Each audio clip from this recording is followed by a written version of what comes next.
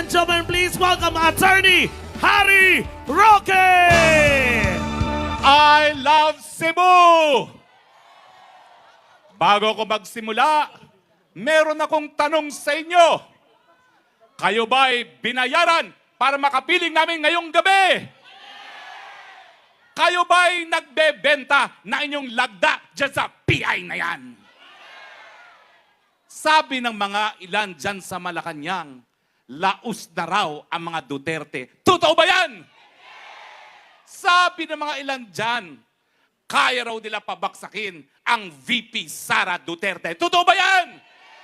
At sabi ng iba dyan, mananalo daw ang tambaluslos kung hindi presidente, prime minister. At sabi ng iba dyan, dahil kailangan daw natin ng tambaluslos, kinakailangan baguhin ang saligang batas. Tama ba yan o hindi? Mga kaibigan, ngayong pong araw nito ay ika-25 araw ng Pebrero. Araw kung kailan ginuginita natin ang paghimaksikan ng mga ordinaryong mamamayang Pilipino sa EDSA.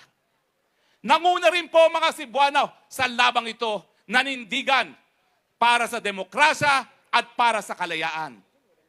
Huwag mo natin kakalimutan ang ating kasaysayan.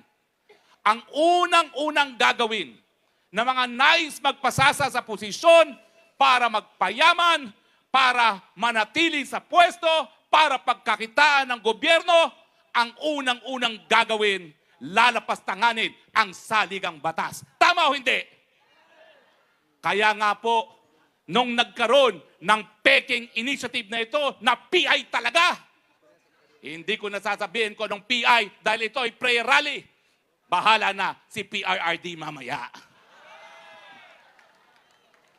Kaya po nila sinimula ng PI dahil nais nilang maulit muli ang madilim na kasaysayan. Isang gobyernong nagpapayaman, isang gobyerno nagpapasasa sa kapangyarihan. Papayag ba tayo? Cebu, maninindigan ba kayo?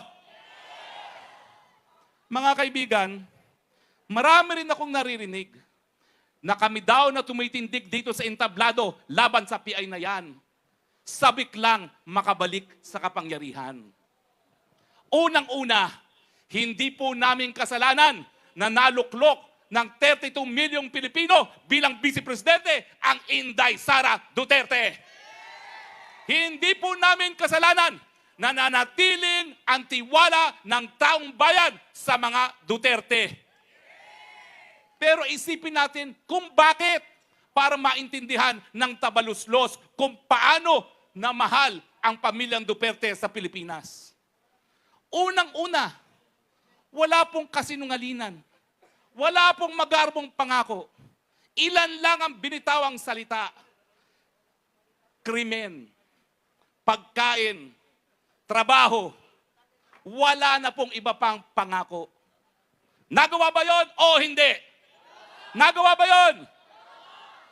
Pero pinaka-importante, meron pong isang salita. Kapag sinabing, I hate drugs, I will not take drugs. Masasabi ba nila yan? Kayo ha? Huwag kayo magpupulburon. Masama yan. Pag kayo nagpulburon, pabale-baletong ang desisyon nyo para sa bayan. Anong nangyari? Isang taon pa lang ang nakakalipas. Ang sabi ng isa, hindi ko kinakailangan ng charter change para umunlad ang Pilipinas. Isang taon pa lang ang nakakalipas. Ano na naman ang sinabi niya nung nakalipas na linggo lamang?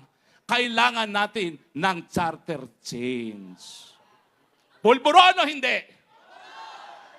Anong sabi niya nung nakalipas?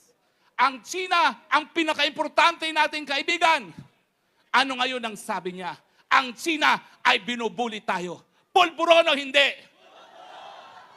Ang sabi niya nung nakalipas, si Vic Rodriguez, ang pinagkakatiwalaan ko bilang Executive Secretary, 2 buwan pa lamang, nawala na ang Vic Rodriguez. Pulburon o hindi? Magtataka ba sila kung bakit hinahanap-hanap ngayon ang Presidente Rodrigo Roa Duterte dahil siya merong isang salita.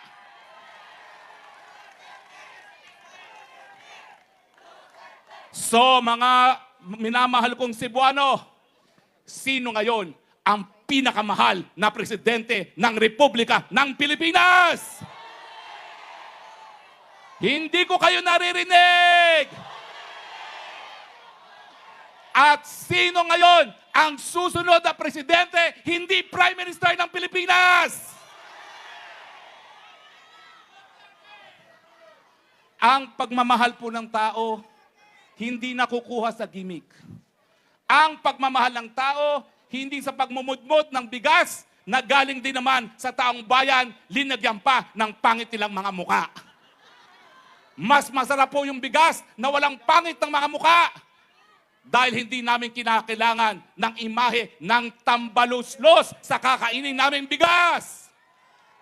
Ang kailangan namin, yung pinangakong 20 pesos sa kada kilong bigas. At hindi ang pinamumudmod na bigas na may muka ng tambaluslos. Sayo na yan. Lamunin mo yan. Pero prayer rally ito, ano ba kayo? Nakalimutan ko na prayer rally ito.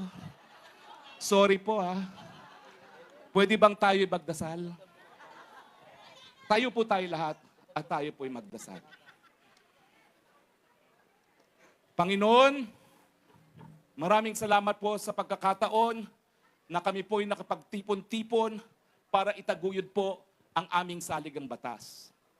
Nakasaad po sa saligang batas na kayo ang aming tanging Panginoon at sa inyo po kami nagtitiwala. Pinagdadasal po namin ang aming bansang Pilipinas, ang napakagandang bansa na sa kanyang humi at ganda, ang mga dayuhan ay nahalina. Pinagdadasal po namin ang mga nagugutom, ang mga biktima ng karahasan, ang mga biktima ng benggador na gobyerno na ngayon po ay nakaupo sa Malacanang. Patawarin niyo po kaming nagpabudol ng isang leader kapag binigyan ng pangalawang pagkakataon, gagamitin ng Panginoon ang pagkakataon na yan, linisin ang kanilang mga pangalan.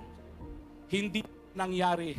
Nangako ng 20 pesos sa kilo na bigas, na ngayon po ay malapit ang maging 60 pesos kada kilo.